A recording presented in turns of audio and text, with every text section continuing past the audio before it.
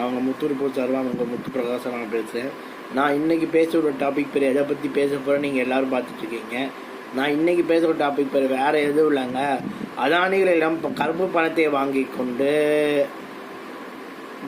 காங்கிரஸ் வாழ்கிறது, காங்கிரஸ் எங்களை வீழ்த்த பார்க்கிறது, இதுதான் உண்மை அப்படின்னு யார் சொன்னா? கருப்பு பணத்தை ஒழிக்கிறேன்னு சொல்லிட்டு டிமானிட்டேஷன் என்கின்ற ஒன்றை பண்ணி அதை நானும் முதல்ல நல்ல பரவாயில்லையே நல்லா தான் பண்ணுறாங்க டிமானிட்டேஷன் நினச்சேன். ஆனால் அந்த டிமானிட்டேஷன்னால டெபாசிட் செய்யப்பட்ட பணம் எல்லாமே 25 லட்சம் கோடி.